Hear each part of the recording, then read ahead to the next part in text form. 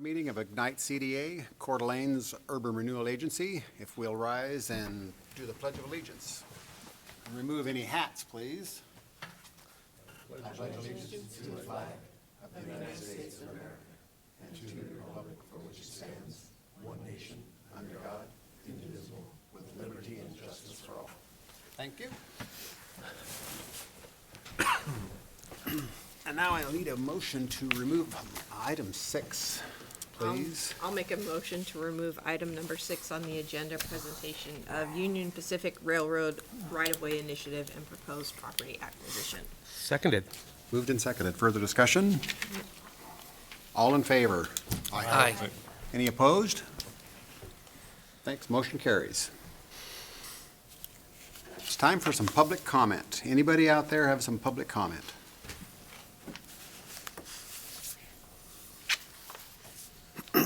Seeing none, we'll go right on into the approval of the December 18th board meeting, the minutes.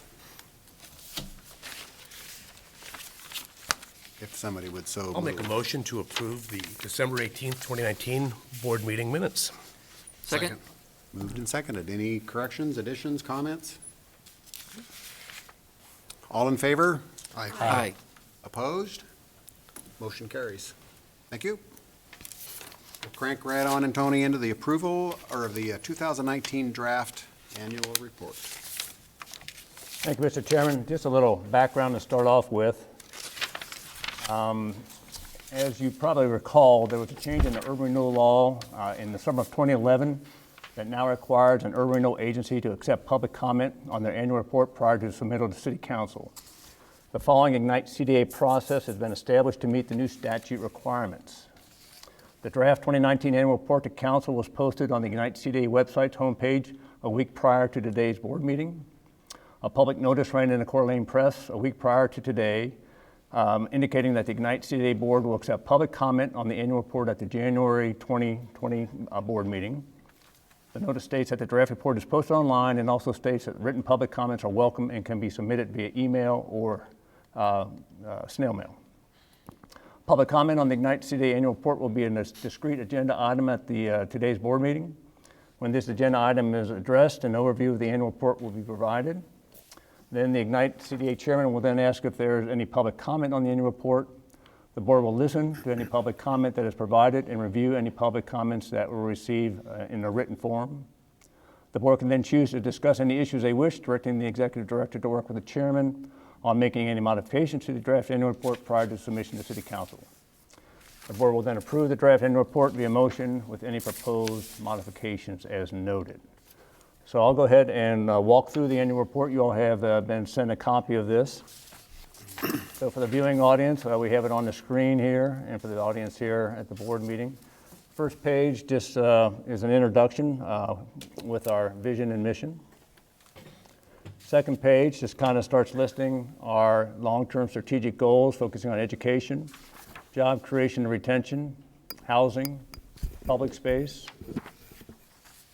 public parking, midtown vitalization, downtown vitalization, the Stimson Millside Redevelopment Initiative, the Health Corridor Urban Renewal District, and East Sherman Avenue Initiative. At the bottom of page 3 is our tactical goals that are developed to help achieve the long-term strategic goals. Page 4 introduces the board of Ignite CDA, and then we provide 2019 updates to agency initiatives. We focus on the Health Corridor District, property divestitures, the Atlas Millside area, the Four Corners Master Plan, the Higher Education Campus, Midtown Placemaking, the North Idaho Centennial Trail Foundation Partnership, which really focuses on the Four Corner Master Plan area. We talk about the Urban Land Institute programs, the Riverstone West Phase 2 Improvement Reimbursement Agreement and activity therein, the Lake Apartments Project across the street from the library, the Collaborate Project, which the board has removed from any conditional status here last year, the Southeast Way Revitalization Reconstruction Project, an update on that, the OPAs and IRAs, or the Riverstone West, and Mill River initiatives, Coeur d'Alene Downtown Association Partnership, communication outreach, key partnerships, and a discussion of our Lake District strategic property portfolio with a brief summary at the bottom of page 9. We then list the remaining Lake District strategic property portfolio that we have. We don't own any properties in the River or Atlas districts or the Health Corridor district. And then finally, we have our fiscal year end 2019 balance sheet and revenue and expense sheets as required. That's a brief summary of the report.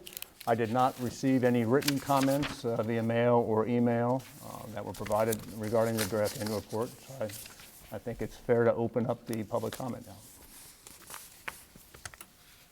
Okay, now at this time, we will open up this meeting for public comment for our 2019 draft annual report.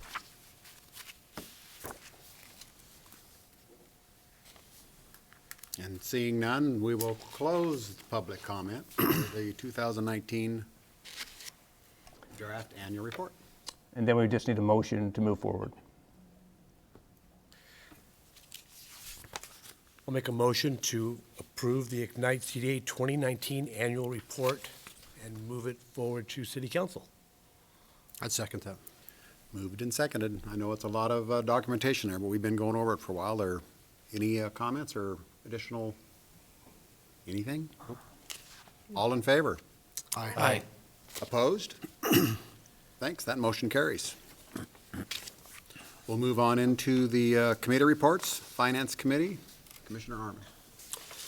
Finance report. So starting with the Lake District balance sheet, the assets of the Lake District balance sheet, the Lake District experienced a $361,466 increase in cash assets from November month end, due primarily to a significant tax increment deposit and a sale of the North Park Drive Lot 1 Tract A properties. And receivables due from Atlas District, $506 increase from November month end, reflecting the Atlas District share of G&A costs. The fixed assets, buildings and sites line item decreased $50,250, reflecting the sale of the North Park Drive Lot 1 Tract A assets. The land line item decreased $59,550, reflecting the sale of the North Park Drive Lot 1 Tract A assets. Other assets, the Lake District 2016 Series Note Reserve Account had an increase of $80 for the month of December. In the liabilities and fund balance, bonds were no change. All other liability parameters were either unchanged or normal for the month, including the 2% credit to the due to arts line item due to the county increment check received in December. The Lake District P&L, the Lake District received $219,981 in tax increment revenue from the county in December. Agency-funded initiatives, the Atlas Waterfront Project, Welsh-Comer Team, $25,600. Taxes and increment payments line item, $2,602 paid in property taxes and solid waste fees. All other P&L expenditure line items are either in line with normal operating month. Moving on to the River District balance sheet, the assets. The River District experienced $3,603 increase in cash assets from the November month end. The Atlas District receivable of $16,000 increase due to additional loan funds to the Atlas District from the site for the mill site project work. And the liabilities and fund balance, all liability parameters were either unchanged or normal for the month, including the 2% credit to the due to arts line item due to the December county increment check. The River District P&L, the River District received $38,682 in tax increment revenue from the county in December. Agency-funded initiatives, the Stimson Mill Site Atlas Project Phase 1 was $11,156 to Welsh-Comer Team. All other P&L expenditure line items are in line with normal operating month, 45% of G&A cost share expenses. And lastly, the Atlas District balance sheet, the assets. The Atlas District experienced a $1,143 increase in cash assets from November month end due to additional loan funds from the River District. The liability and fund balance due to the River District, $16,000 increase due to additional loan funds received from the River District. Due to the Lake District, $560 increase for G&A costs. The Atlas District P&L, agency-funded initiatives, Stimson Mill Site, Atlas Phase Project Phase 1, $12,942 for Welsh Comer team. All other p and L expenditure line items are in line with normal operating month with 5% G&A cost share expenses. That is the financial report for the 3 districts. Thank you, sir. Moving on to payables. First payable was for $1,260 to Elam and Burke. It was broken out with $940 from the, for URD Health Corridor and $320 for the Atlas URD district initiatives for RFP process for the Atlas district. Holly Troxel's total was $8,915.98. Legal counsel, general legal counsel was $769. Lake URD Health Corridor Lot 1 Tract A sale, Midtown Project $6,094. Those were the various things in that. Lake District Health Corridor Legal Ordinance Notices, Plan Distribution, Taxing Entities, $1,523.89. The Atlas District Initiatives, the RFP process, $432. And the Atlas District RFP Legal Notice, $97.09, for once again a total of $8,915.98. We had a $25,000 payment to CDA 2030, that was $25,000. We had $8,000 to Scott Hoover CPA for the fiscal year 2019 audit. And we had $819,797.87 for the Atlas Mill Site Initiative. This was broken out. The Welsh Comer Team Amendment Number 6, Regulatory and Public Space Planning, $1,526.25. Welsh Comer Team Amendment Number 7, Waterfront Construction Services, $51,200. Welsh Comer Team Amendment Number 8, Phase 1 Infrastructure Design Final Plat, $12,474.50. And Tila Riviere Construction Atlas Waterfront Project, $754,597.12. Total for the Atlas Mill site was $819,797.87. All total payables for the month was $862,973.85. That is the payables. Thank you very much. And I'll entertain a motion now to approve the financials and payables, please. I'll make a motion to approve the December 2019 financials and payables. Second. Moved and seconded. Further discussion? Mr. Chairman, a question for Tony on all of the health district expenses. Will that be accrued in a payable and then paid back to the appropriate district? Yeah, right now, we're funding all this through the Lake District, and we will definitely have that intention to get the Lake District reimbursed as those values come on in the Health Corridor District. It's going to be a timing issue about how much we can recoup from that, since we're not, the latest I've been told, or the earliest I've been told, we'll be able to see any type of revenues out of the Health Corridor might be associated with occupancy taxes in November of this year. So we really won't see anything till next year, and then we'll kind of have to see what resources we have available in the Health Corridor District. Is that something, so it was paid out of the Lake District has 2 more years in its life. Is that something that, because the River District has more life, that it could be transferred to a different district? Is it stuck to the Lake District? We could look at doing that. It's, these existing districts have the authority to kind of go ahead and help with planning efforts for newly constructed or newly envisioned districts. But we can see how that would work. But I'm hopeful that within 2 years, we will have funds within the Health Corridor District to reimburse the Lake District. Okay, thank you. Any other questions? All in favor to approve the financials and payables as presented, say aye. Aye. Aye. Opposed? And motion carries. Thank you, Commissioner Arman. Parking, Commissioner Jordan. Okay, Mr. Chairman, real quickly here. Let's see, on fourth quarter, parking revenue downtown, $127,193, and that's up that's up $13,677 over fourth quarter 18. One other thing I'll touch on, that new program the city instituted where city residents can buy a pass for $10 a year and the county residents $20 a year. You can come down and park for a couple hours free each day. So far, they've sold 38 city passes at $10 and 19 county passes. That's my brief report today, Mr. Chairman. Thanks, Mr. Jordan. Next, we'll have the Executive Director's report. Thank you, Mr. Chairman. The first item under the report is Resolution 20-02, destruction of semi-permanent and temporary public records. As you recall, we kind of do this every January, where we kind of, per our record retention policy, we look at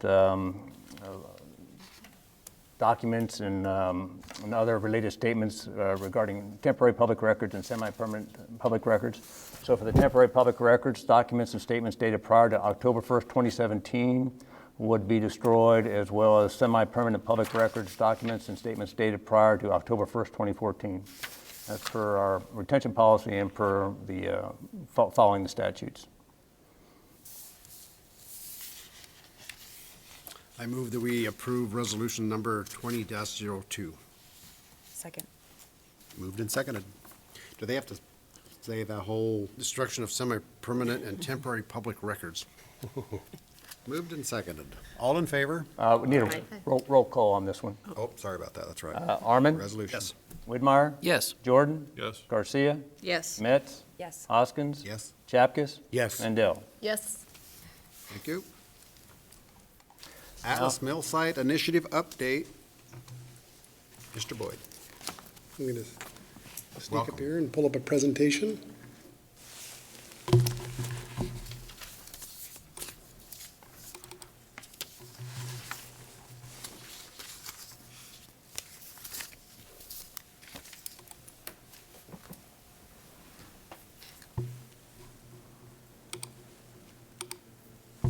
Okay. Thank you, Mr. Chairman. So a quick update today on the progress out at the Atlas site. Covered two topics today, the progression of the construction work and the little just brief update on the Phase 1 request for proposals for the property disposition. Again, to refresh everybody's memory, the primary focus area we're working in is in the park area here, but as you'll see from the aerial photographs, the contractor's obviously out in this area using it. The current work is mass grading, a shoreline rockery wall. The sewer line installation has been underway. The irrigation intake, which allows us to draw water out of the river, although the pump component of the project was not awarded. If the board remembers, there was an alternate that we didn't award that. This irrigation intake component was part of the base bid because it's underneath the restroom building in the mechanical area, so it had to be installed. Work's also started on the water access steps. Upcoming work, the water line should start on the 27th of January, and the restroom and maintenance building foundations will start on the 20th, Monday. And the ADA swim access and the kayak launch work will also start next week as well. So even though there's snow and cold out there, work is progressing. You guys have seen this picture before. I'm kind of keeping this progression because it's kind of fun to see. This is what it used to look like. This was in December. You can see the changes. The site had been pretty substantially stripped. You can see the rockery wall stockpile here. This is January 8th, so it's interesting that there was no snow on January 8th. But you can see the quite a bit of work that has happened in here. You're starting to see the trail shape up here. This is the wheeled trail, and you can see the pedestrian trail along the river, and that's a reflection kind of going way back, was an important component for folks to be able to walk along the river.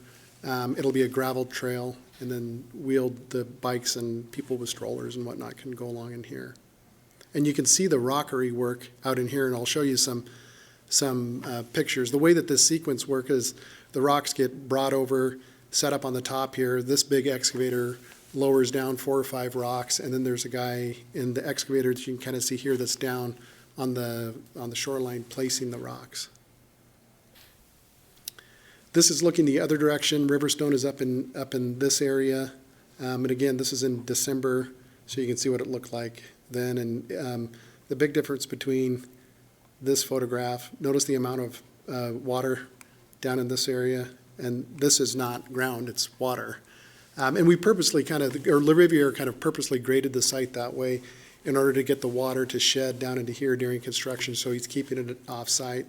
You can also see the big excavation out in here where the irrigation intake, so the restroom building sits in this area, and there's a pipe that continues on out and it pulls water from the river to irrigate the park in the future. This is the future beach area, and you can see in this picture back in December, the La Riviere was starting to excavate the unsuitable material out of this area, and here you can see it's all gone. So this is, the dog park is up in this area. This is an old ramp that was used to pull material out of the river. We're cutting a portion of it off, but preserving the other portion of it. Because it's kind of a neat access for folks that might not be able to easily just walk across gravels and sands and gravels and get in the water. This is a hard surface, so during the design phase, the decision was made to keep that. So if you may not be super stable, you still have the opportunity to get into the water. Down in this area is where all the accessible, like the kayak launch, it actually sits down in this area, and then the accessible swim access will be down here. This is a couple of pictures of the rockery wall, and so Summer Pool is right about at the midline of that wall. And we get a lot of comments on this. Boy, this sure seems like a substantial structure. But the wave action that we're designing for from the boats is also substantial. And this is intended to withstand that. In addition, if you are accustomed to seeing conventional riprap, it's laid back on quite a slope. And this is relatively vertical, and it gives us an opportunity to keep the real estate up at the top of the site. So we didn't have to cut this top of bank so far back, where if we just had conventional riprap, we'd really have to lay this slope back to make it stable. It may seem surprising, but real estate is at a premium here. In order to get the lots in and create the park, we were really trying to squeeze things in there and create a useful park. And you can see the construction technique back in here, where this is backfilled. All this material that you see here was originally going to be imported off-site to on-site. As I mentioned earlier, and I'll show you another picture, La Riviere said, gosh, let's do some prospecting. And as we prospected, and he brought his screen on site, he actually made all of that material. So there'll be some cost savings associated with that. This is actually a picture of today, and what they're doing here, this is a scraper that has also brought material from up on site down into this area, and the dozer is pushing it here. And this is actually part of the park. You can kind of see the trail through here. And just a little bit of a side note, you see the little device right there. The dozer is actually working off of the surface, so it's receiving GPS signals, and the guy's driving around out there, and the blade just moves up and down in order to take the surface that we designed in the computer, and it's being used into here. So it's really efficient work, and it allows La Riviere to move quite quickly. It's a substantial investment that he has in that equipment, but it allows him to move very quickly.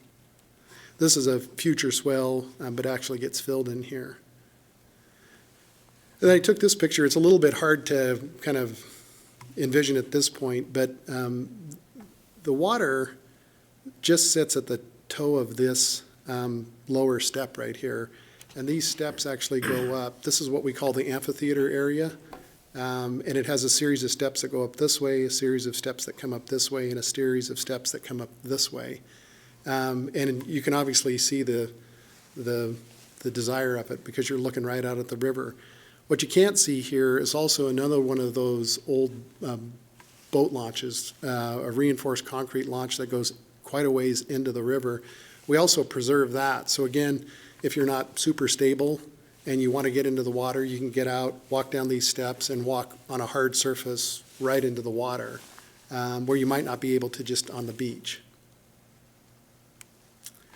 This is back on January 8th again, and you can kind of see the amount of work of materials that have been processed out of here. This is the topsoil stockpile area. These are different aggregates that La Riviere created. Some of them are byproducts that we're not sure we're going to use, so they may have no value to us, but they came out of making this topsoil.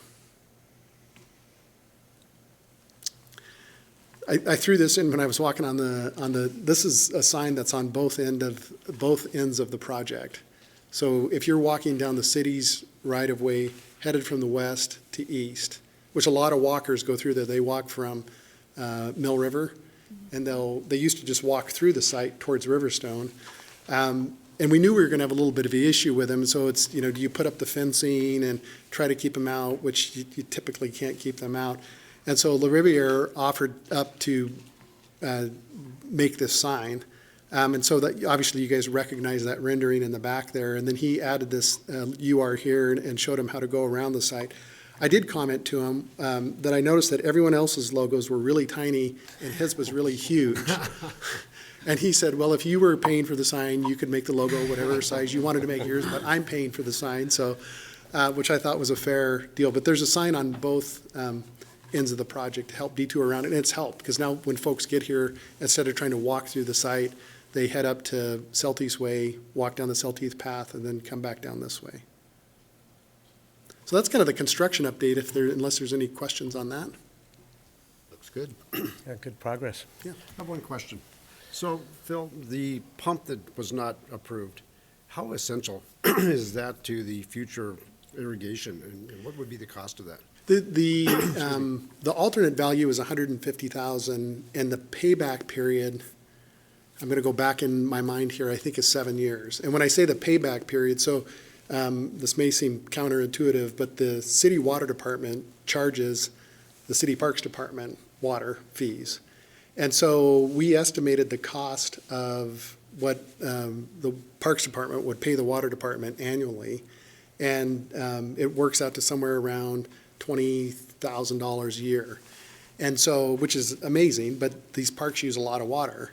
And so was part of the motivation to put in a surface water intake. The other part is the city has a surface water right. When they acquired this parcel, it came with a surface water right. And so to keep that surface water right active, you have to use it and provide beneficial use to it. So there was two motivations to put in that irrigation intake. We were trying to wedge everything into the available funding that we have here, and it didn't make the cut. It can be added in the future, and that's why we're putting in the foundation of it, so to speak, the pipe that goes into the river and the wet well. And then it can be added at a future date. Our objective is to try to find other cost savings through the on-site soil manufacturing and just wherever we can, and potentially into our contingencies. Because remember, we entered into the project with a budget, I don't remember the exact number, 6.2 million, let's say, 6.3 million. The contract is for 5.85 million. So we have some contingency in there, but you never try to spend your contingency at the beginning of the project. You wait through till you get towards the end, and then we would come back to the board and ask them if they would consider funding that part of the project as we get a little further along, which might be as soon as next month, because we think we have some other savings in the project that we could show the board. Great, thanks. Can I ask a follow-up question, Mr. Chairman? So what's the life expectancy of the pump? The pump that is there is 15, 20 years. I mean, the one that they have at Independence Point, which is similar configuration, I think Bill told me that it's been years and years since they've replaced that pump. Okay, I just wondered, since you said there's about a 7-year payback, I understand the other side of it is we're trying to preserve that surface water right for whatever that's worth. But, okay, so if we don't have that pump in there, then I guess we'd buy water from the city water department. The city buys water from the city, and obviously Park Bill. and Rec would buy water, yeah. Right. And obviously Bill Greenwood would rather spend his annual budget on something other than buying water, probably kids' programs or Yeah. maintenance equipment or whatnot. And these pumps would be relatively lightly used. They're only used, I should say pump. The one pump is only used during the irrigation season. Thank you. Okay, questions, comments? And then the last update I was going to give you is on the RFP. This is a little exhibit here that shows the sites that were proposed upon. So phase 1 consisted of these areas right here and area 6. In Area 6, and if, just to refresh everyone's memory, it might seem a little bit counterintuitive is why is this one included as part of this? Because they're on opposite ends of the project. This was low-hanging fruit because Suzanne is being constructed as part of this project because we have to get into the parking lot. And so Area 6 was included in Phase 1. And so this just runs down that we kind of shows you how many responses we got to each area. So we got 3 in Area 10, 2 and 12. We got 3 down on each of these, and we got 1 on Area 6. And so the process that we're headed under is our team, Heartland, Tony, myself, are finishing up a memo to the selection committee to transmit the RFPs.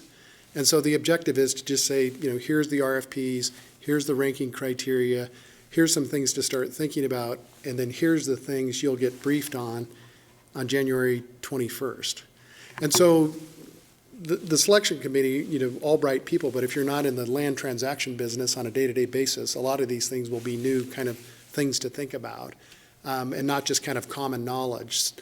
Other things can be considered common knowledge, and certainly lots of folks on the selection committee have a specific background in them. What is our vision for the neighborhood? Because we all have been working on that.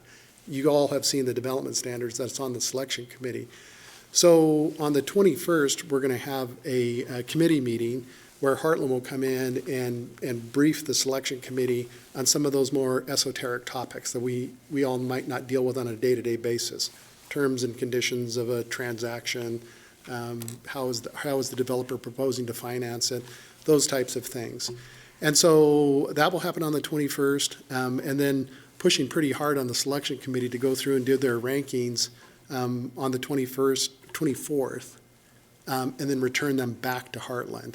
And then once Heartland has received those and kind of processed that information, they'll feed back to Tony and get some guidance from Tony on what would you like to do on the next step, which could be, let's have another committee meeting to discuss it further, or no, there was clearly one winner, so to speak, or, any kind of combination in between there. But that's the way the intent is, the process to move forward from here.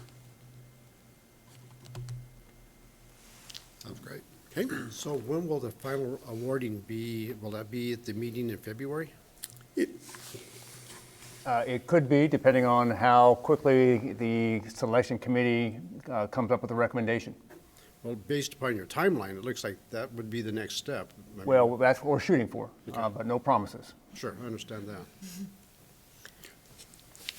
Part of what we have, and you guys have kind of heard this topic before, or Tony's pushing hard for us to get this, and the city's pushing hard to get the property sold and on the market, and if appropriate, if the pricing meets all the objectives that are intended. And so we're trying to adhere to that and push hard as well on making these things happen quickly. What's the official process to award the RFP then, Tony? Pardon? Can you just refresh us on the official process then to award these RFPs?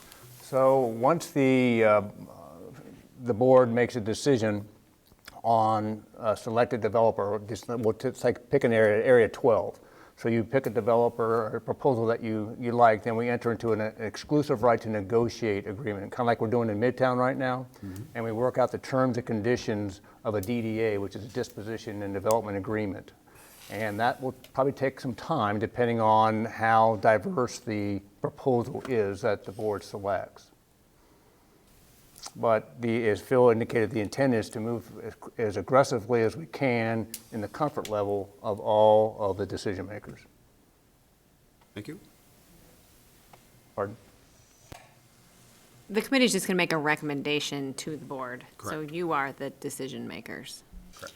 Yeah, I was going to reiterate that. And maybe for the sake of the public, we should say who's on this selection committee, because it does entail city council, city So staff. currently, the selection committee, the proposal review committee is comprised from Ignite of myself, Danielle, Commissioner Metz, Commissioner Mandel. From the city of Coeur d'Alene, we have City Administrator Tymason and Planning Director Anderson. Phil Boyd from Welch-Comer, and then our Heartland consultants, Matt Anderson and Ben. Can't think of Ben's last name right now. Wharton. Ben Wharton. And I've shared with the city they can increase their involvement capacity if they choose, but I have not heard back if they want to invite anybody else. And then I'll also just toss out that the RFPs come in and, they've got different components to it. They've got the financial parts of it, but then they also have the product type, the density of lots and whatnot. We're also tapping into GGLO, who was our urban planner on the project, just for commentary. So when we meet on the 21st, we anticipate the selection committee saying, gosh, how do we feel about the different proposals here and the proposed product types? Which ones most closely meet our objectives? Because that's one of the ranking criteria. And so GGLO will also provide just some general commentary for us, because they're the ones that wrote the development standards. So it's appropriate to have them kind of analyze the proposals for the selection committee's digestion. So will GGLO weigh in on the kind of adherence to the development standards, or will it be more generic comment and? Initially, it's kind of just their take. They have looked at the proposals, and they're going to provide us commentary on them. Okay. If we want to dig deeper on it, we'll get them on the phone call with us on the 21st, and have them part of the process. Thanks. So would it make more sense to have them on the 17th so that we're a little bit more prepared other than after the fact, wondering? Yeah, but, yeah, we can do, because they were meeting, we met, I think they met today, or they're meeting tomorrow, so we can get it integrated into the memo. Or even have them on the phone or something? Yeah. to- Yep, we'll do that. Phil, when you've had a chance to look at the proposals now, are they somewhat similar, or is there some that are looking at doing more infrastructure work versus having Ignite pay for it, or how are they lining up as far as who's paying for what based upon the proposals you've seen? The way that the RFP was structured was that Ignite would provide we'll call it the backbone infrastructure. The water line, the sewer line, the storm lines, the pavement in the street, and then behind the back of the walk and the services to the individual lots were the developer's responsibility. And they essentially all adhered to that in my initial review, and nobody proposed something different of that. We also, remember, had provided a summary in the RFP that if a developer wanted to propose on the entire project and take the whole thing over, they could certainly do that, but we didn't receive that from any one of the developers. Several of them, as you can see down in here, expressed interest, looking at these other parcels down in here. Okay? Further questions or comments? Thanks, So, Phil. one last comment. So where you say they expressed interest in that's not in lot or block 1, are you looking at awarding those at this point in time also, or not? The ones in areas 3 and 4? No, not at this time, because remember or just as a refresher, the way that the funding is sequenced in the deal is off of the land sales from here, Ignite will generate cash. Right. That cash will be reinvested in the infrastructure in these phases, because this is part of the Atlas District, Right. which the Atlas District doesn't have much, if any, money in it. And so we need the revenue off of these land sales to fund the infrastructure here. The infrastructure nut, so to speak, is smaller in here, because a lot of it this is the big heavy lift over here with this piece of infrastructure. And so once the funding comes off of this, it can be plowed into these and move forward. I anticipate, just based on the words we heard from the developers here, had these been in, they would have been all over them. Because they're obviously right across the street from the park and the water, so they're very desirable pieces. Okay,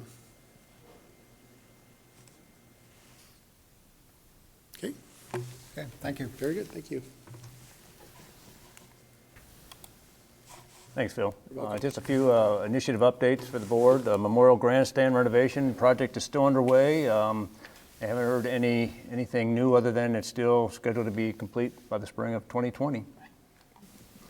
The Midtown Ventures LLC Midtown project, I've been told that the Midtown Venture team has reached out to Midtown stakeholders several times regarding feedback pertaining to the redesigned project concept.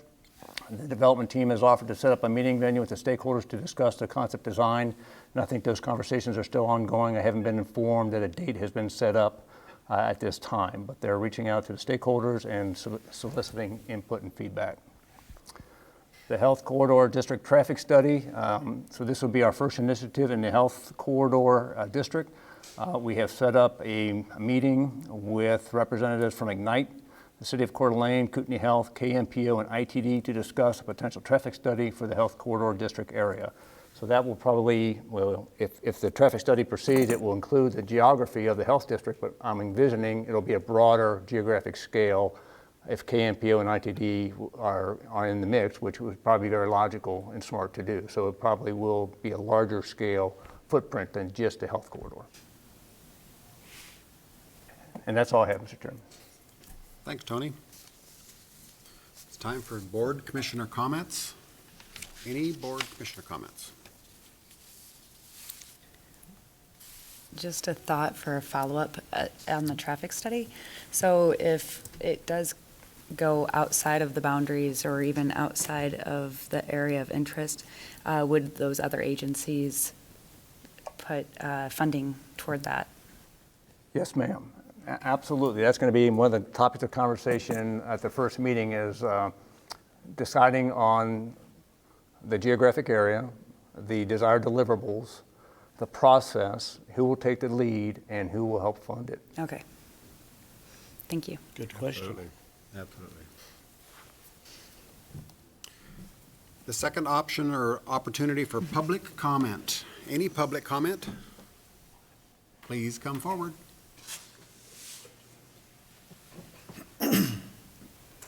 Welcome. Thank you. I'm Greg Johnson, Midtown resident for 22 years. Moved a few blocks the other way, so I'm a downtown resident. I know I'm a familiar face to most on the Midtown properties, and what's transpired is got me a little wound up. From the last meeting of there was a surprise that there was a design change due to a easement parking agreement. That seemed to be a surprise to Mr. Butler when it was purchased. I don't know who didn't do their homework on that, but it seemed to be it's a major problem with making this project correct. There are 3 board members that have been here since the beginning of 13 years of trying to get these properties to be something. To pencil out was always a phrase that was used by the board. 2008 happened, and Idaho Housing came in to be a partner to make that a project. That was also not a big hit with the neighbors and not the right fit for the neighborhood. So lo and behold, I'm going to fast forward quickly. There's a Boise firm. There's a local business real estate developer in town. They had a shot at putting a project together. One thing that Mr. Butler did do to put a little skin in the game was buy the junk building with the problem parking easement in it. So I'd love to know if that was a record easement that he didn't know about, or it was known about and we were going to move forward anyways. So with the redesign, I see one building 4 stories tall. The first one that we agreed upon was 2 buildings, green space in the middle. Now we have designed something that if that easement doesn't get taken care of, and there's, with the vote you guys gave last month, it gave everything a full steam ahead. We don't want to waste any time. We want to get Mr. Butler on his way and get that building built and make Midtown go again. But in the design, we've never cared for 4 stories, so that's a problem right off the bat. But to put a key element that Midtown agreed upon and thought was a key issue in this design was it's now a big question mark. Doesn't have to change ever. The Capones and the Butlers don't have to agree, and it can just sit there the way it is, and you just park where you park, and that's the way it is. And then people forget that it was supposed to be a green space. That's what I'm fearful of, that this is gonna, that little orange X is the problem of making that whole thing a green space. And truly, it should go back to the original design, because this, if that green space doesn't happen at all, we have now put a 4-story building and surrounded it with a bunch of concrete. And there are 18 bushes and trees thrown into this. That's not a green space. Those are trees and bushes stuck in an island that, who gathers around that other than wait for their family to come out of the car or wait to cross the street or whatever? That's not a green space.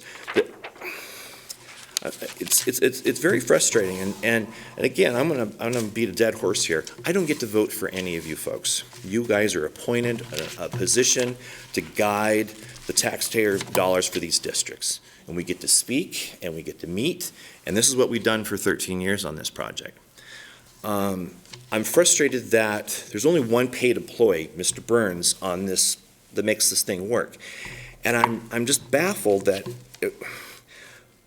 this easement was missed somehow, and that it was okay that 3 of you made a comment last board meeting that, well, Mr.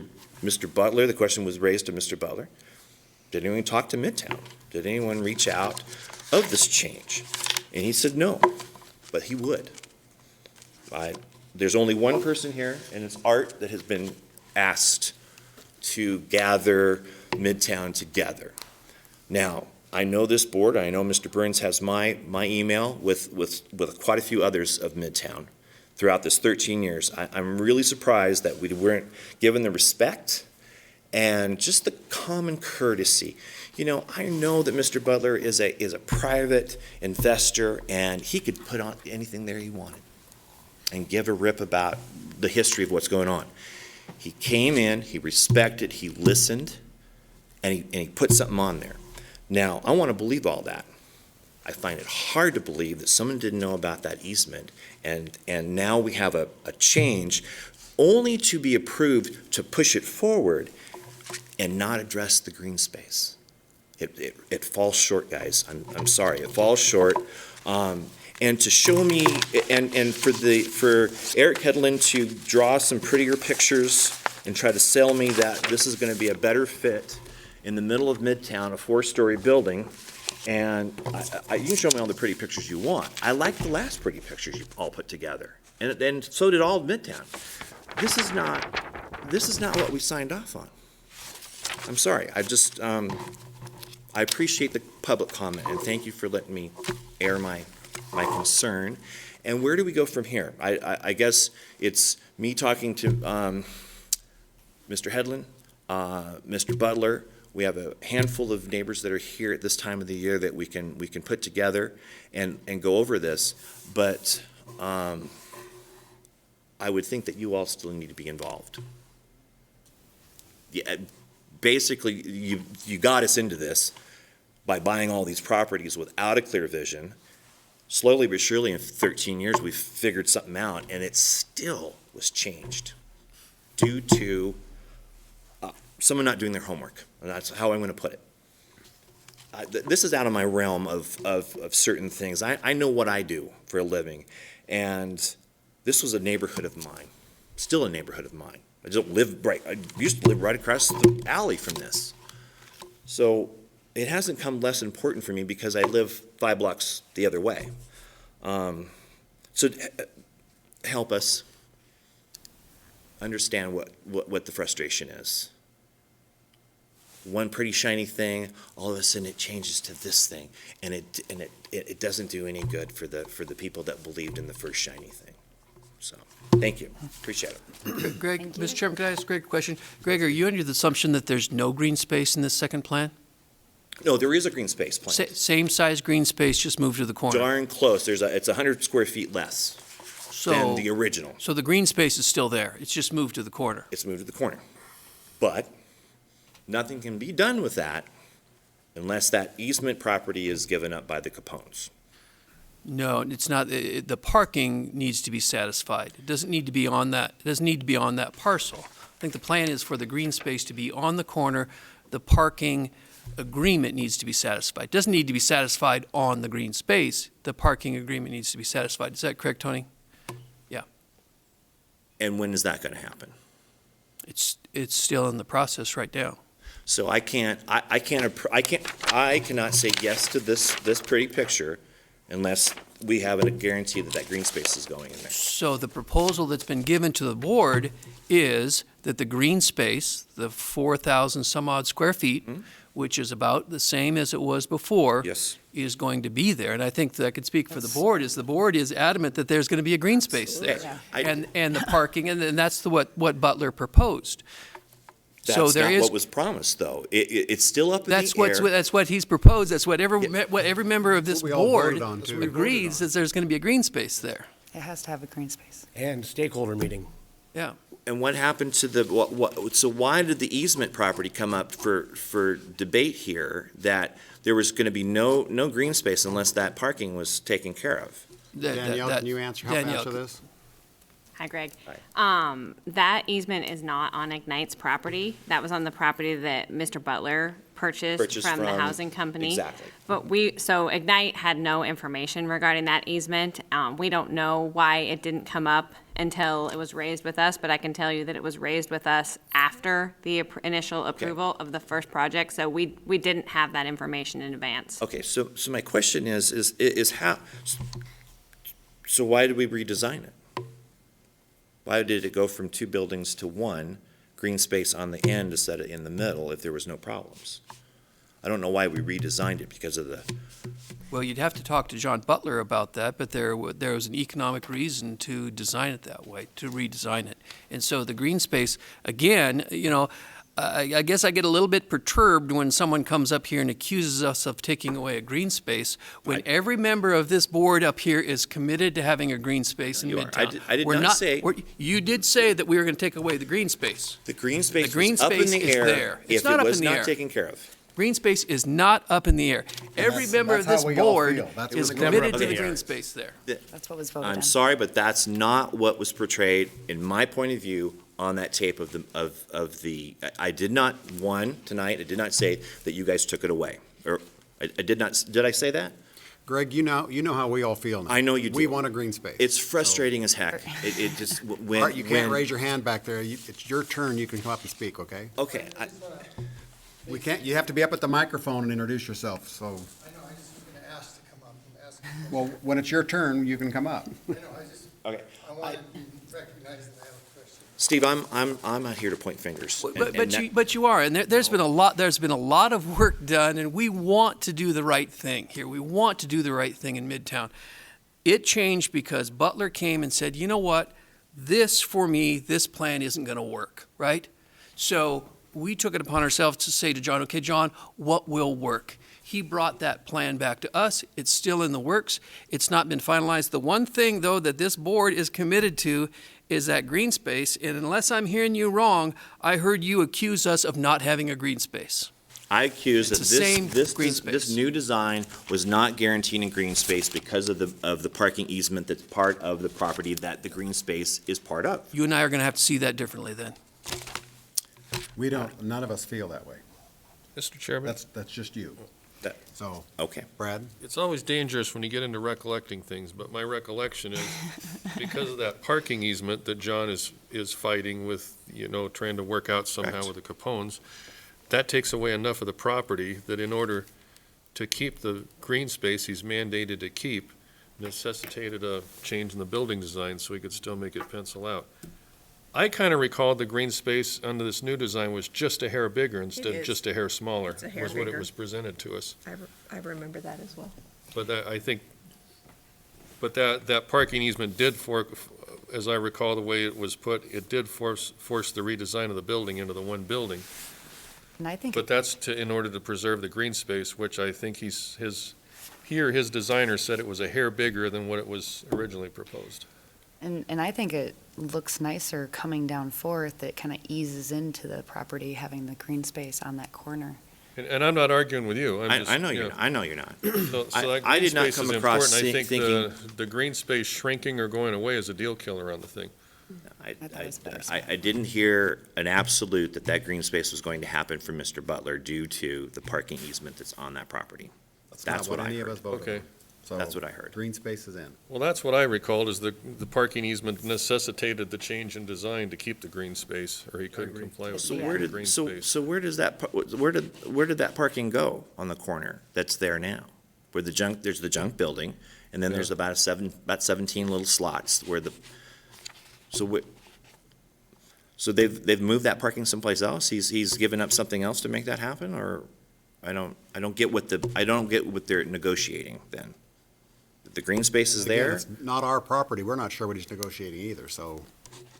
Well, I think the land, I think, wasn't the land where the parking easement is going to be part of this project, but he found out he can't use the land because they were given a perpetual parking easement And the city was In the- going to, in the past by, I'm trying to think, the Youth Ranch when it was in control of the He has property. to, the parking easement is in place. But it's not necessarily on that piece of property, but he has to, within a certain parameter of feet, accommodate the agreement. Those spaces, yeah.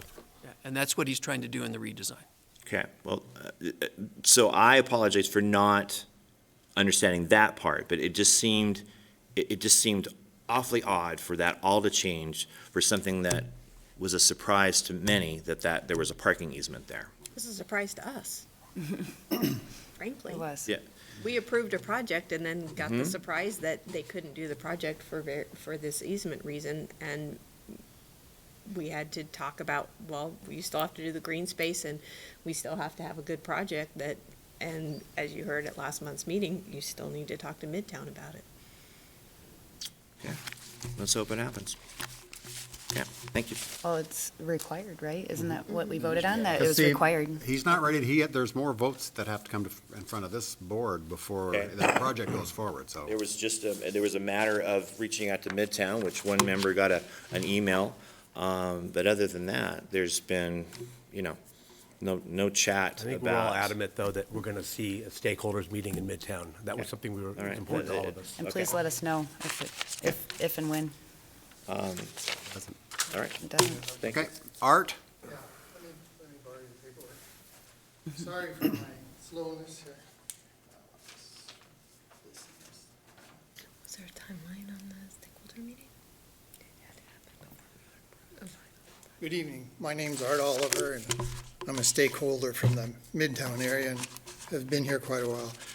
And I think I'm up here for clarification purposes only. As we go through the Capone parking, as it has set from the time that Idaho Housing Authority in their initial proposals came forward, found that the original designs couldn't be brought farther forward because there was that, I'm going to say 50 feet going north of Roosevelt. I know from being in the neighborhood that the signage on the junk building says it's such and such parking for the junk store. After hours is the whole lot is available to Capone's for parking. And I think, not having seen that agreement, the footprint of that existing parking lot today exists where the green space sits and the 17 spaces behind it. The angle parking is retained, which is an asset to the local businesses in the area, both Capone's and those across the street.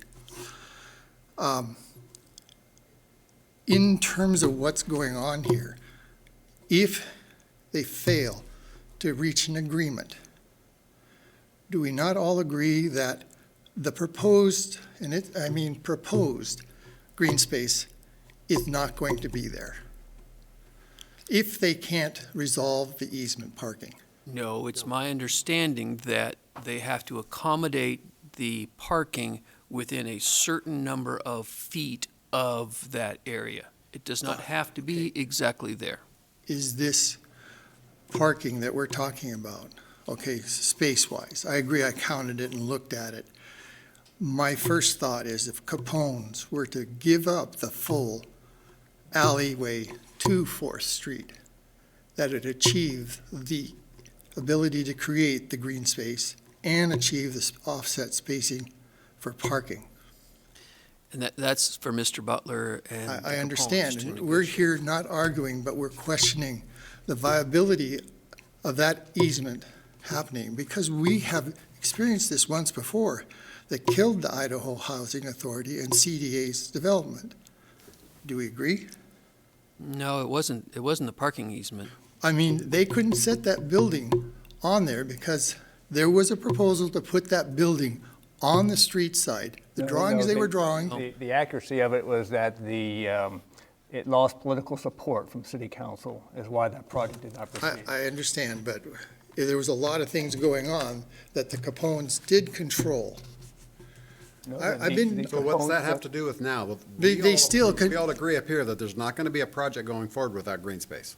I So understand. what's the argument? Where the I'm just parking saying- is doesn't really matter. The green space right now is arbitrarily set on the south end of that property. Arbitrarily? Arbitrary. No, that's. Why do you say it can't go to the north end? Because that's where the project is, the concept is now. Wait a second. That's what we voted on. I understand. But the original one that you voted on a second plan. We saw the Correct. first plan. Right now, I see covered parking on the north end of the building that could switch to the south end of the building and not change anything. Do you agree or disagree? Disagree. You mean we can't, if, you know, Not without approval from this board. I understand, but I'm being an architect, sitting down here, running through the things. We change one thing, put a new set of parameters on it. But right now, we all agree that the property that is in question, green space, parking green space, we agree. We We don't agree. So, we It's not have an gonna be issue here. parking. It's going to be green space. I understand that by your initial direction, without an approval from Capone's to release the space for parking, it can't be achieved. Yes, you can. so are you saying it's? How are you going to achieve the parking space? It's like what Mayor said. That parking can be achieved in a different location, not on that spot. Okay, I understand that, and this plan presents a plan for it to happen. But is there not an agreement that has to come to the table to allow it to take place between Capone's and Butler's? Butlers have to satisfy the Capones in their plan. That's right. And the plan that they presented to this board was that the green space was going to be on the corner. It's up to Mr. Butler to satisfy the Capones in that That's right. easement. And if that can't come about, Then it doesn't get approved. The project doesn't go forward. okay. And I think for clarity, we're not fighting amongst one another, we're fighting for clarity. Mhm. Because you can say it's approved, we can accept, and there's a failure in litigation that stops the plan. We agree? If they don't have a litigated solution to this, that proposal won't come to the There table. will need to be an agreement between the Butlers and the Capones on the plan before anything moves forward. Okay, I agree with you. So there's not going to be, the Capones have an agreement, it has to be satisfied. Right, and I understand that from a So property there's, owner. I don't think that's in the question, so I don't know where any litigation would come in. No, and, you know, we're basically, I see the dynamics of his downsizing and reconfiguring. I understand the cost reductions of two buildings with basements with second-story covered parking on each half. It's a considerable cost reduction in the overall building of the building to achieve a financial package, to achieve a positive development in that plan. He won't lose money if he can cut his construction costs. I understand that.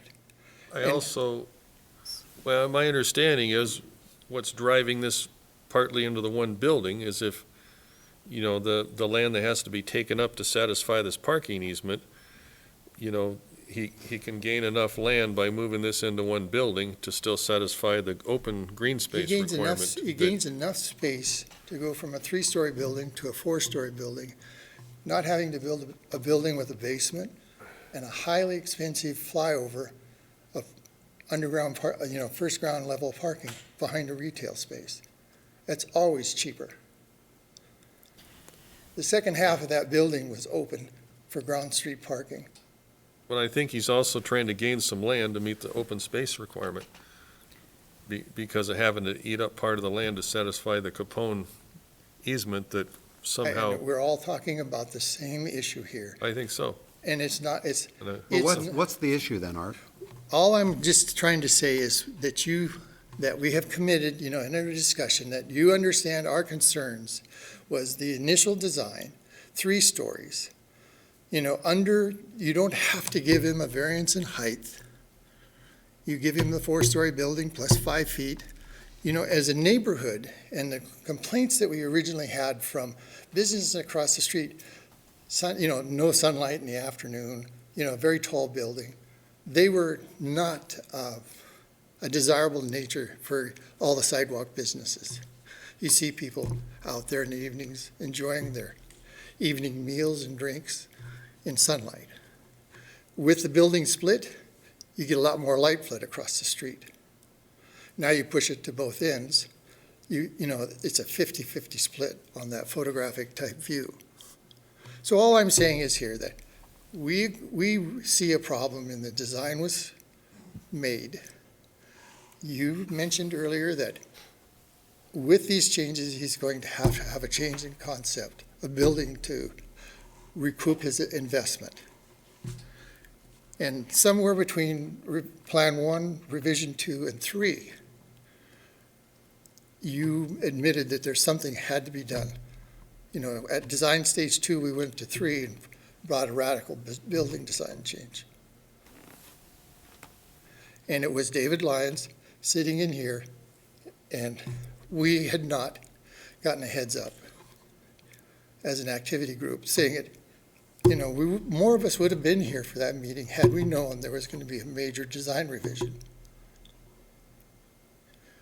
And we had one individual who basically bird dogs this.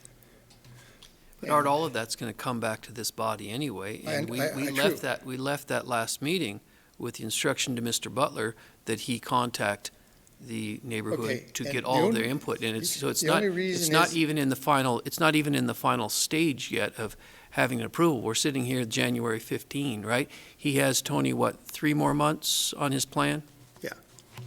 I think the April negotiation 17th. agreement expires in March. In March, so a couple more months. Well- So I believe John at his word that he's going to reach out to the Midtown people and present the Okay. plan, and we'll go from there. But there hasn't been anything finally approved. So David Lyons sent out an email and attached, if you have any comments. So I sat down and wrote Eric and copied, members that I knew, off of the refer to all, return to all.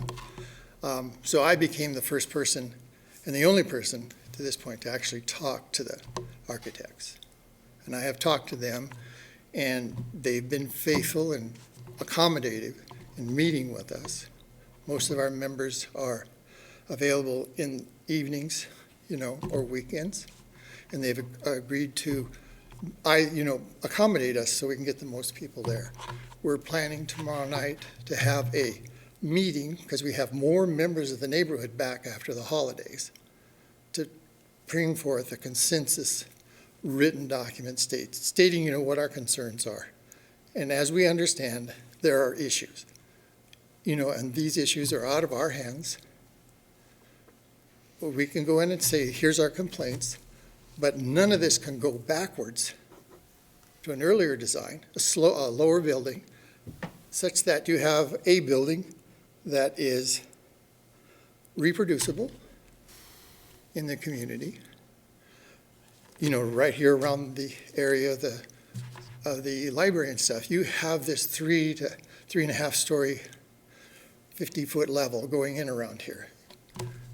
We look at the neighborhood and say, where are we going to create more 50-foot buildings? Is it a one-off?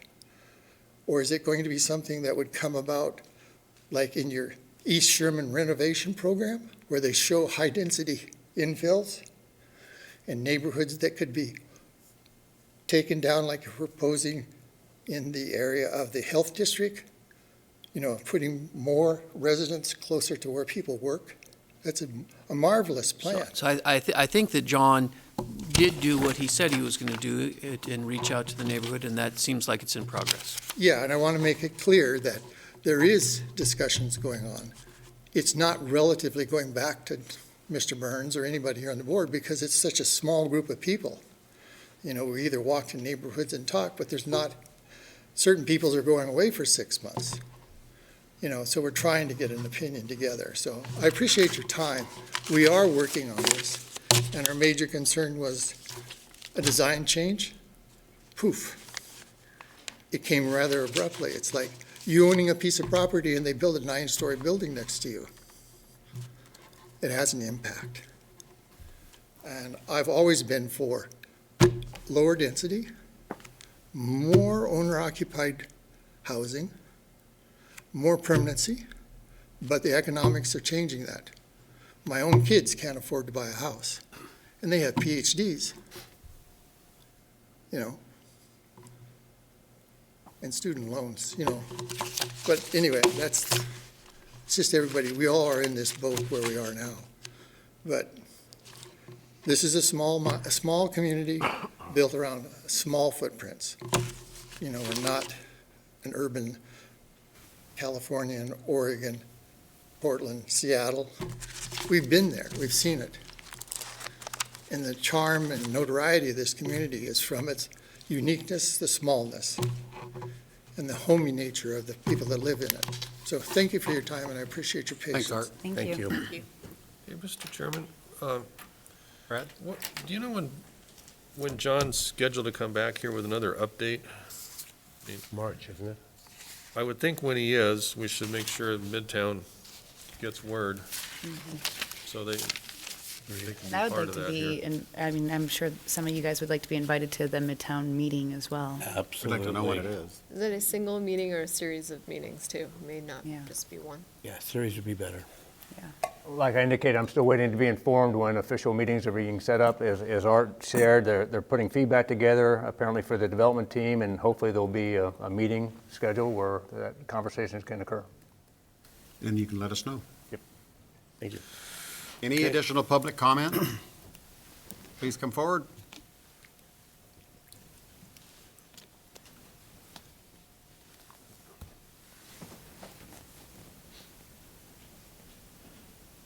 State your name and address, please. My name's Lynn Schwindel, 735 North 4th Street. One of my concerns is the fact that I feel, as well as others do, that we should have been informed about this maybe a month or so ago, so, we could get involved a little sooner. But our neighborhood stuck together pretty good on this, and even in the beginning, Mr. Woodbury, Jordan, all in favor of a group being advocates for the neighborhood. And I have a newspaper here that January 2nd, 2015, and it's about having the neighborhood involved. And there was a quote in here from Deanna Goodlander, and she said during the December 17 meeting, and that would have been a 2014 meeting, Commissioner Goodlander rightly observed that LCDC, which was called at that time, they forget how important the public is, want to improve their image and legacy without wasting tax money, engage with Midtown on substance. So I am totally opposite of what your opinion is on green space. I think parking is more important because it's at a shortage really for businesses. Now, one idea I think that I'll mention to Mr. Butler is the fact that I think there would be room for diagonal parking on Mr.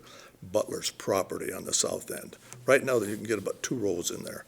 Well, they can, negotiate some for that. But the other thing I got to thinking about, but this would cost some money. At the time 4th Street was being redeveloped, they put in diagonal parking on Roosevelt, just on the north side of Roosevelt. And as I remember, it was kind of an agreement between the city and the Capones. Now, I think Mike Kennedy was kind of the coordinator with that, as I remember. But they put diagonal parking in, and at the time, I had several discussions with the city engineer, and I said, well, that's a little unusual in Coeur d'Alene to put that in. I remember back a long time ago, they used to have diagonal parking on Sherman Avenue, so that was a long time ago. But the engineer said he was not in favor of it because of potential accidents and backing out. But since that's been installed, I have no knowledge of ever having a problem with that diagonal parking. And I was looking yesterday from the alley to 3rd Street on that north side of Roosevelt. There could possibly put diagonal parking in there as a, negotiation with the Capones, but that would probably be kind of costly, but they could probably get another 10, 12 parking spaces in there. So I think that's something, might be considered. But going back to March, we had a neighborhood meeting with representatives from LCDC, the city planning, up in the meeting room in the city hall. Everybody there, we came out of that meeting with pretty much agreement. Mr. Butler was there, I think Brad was there, representatives. There was a police officer there to give his input, and Capone's. So when we got done with that meeting, everybody had agreed. And one of the agreements, and it was not written, but, we discussed this, but everybody was pretty much in agreement with the parking plan, and that's after we did several of the parking spots in Midtown, that we put up no parking for those residences. But one of the things that came up was parking for Capones. But Teresa agreed to a plan for her. She's mainly concerned about her employees, because they park on her parking lot, and then she has no room for customers. And we talked about having her employees park on the 3rd Street parking lot. Well, she was concerned about safety when they closed the store at midnight, of her employees walking up there. But she thought it would be okay, because pave the alley and put in low-level lighting. And she thought, well, that's going to be okay. So she was going to deal with her employees about that.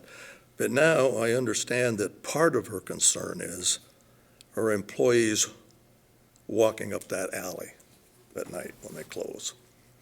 But if some money was spent, and it would have to be, pave that alley, put in some low-level pedestrian lightings on standards about 10 feet high, and then since the city's purchased the Rodell lot down there, could move that parking, would be like, a couple 100 feet or 100 feet or more, closer to Capone's, so the walk wouldn't be as long.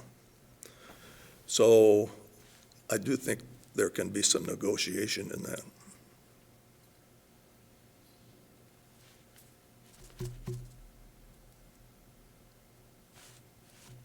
Any questions? No, good suggestions. Okay, Not really. Thank you. Good points. Thank you very much. Thanks, Lynn. Any other public comment? Seeing none, I'll entertain a motion to adjourn. So moved. Second. Moved and seconded. All in favor? Aye. Any opposed? We're adjourned. Thanks. And that's a wrap.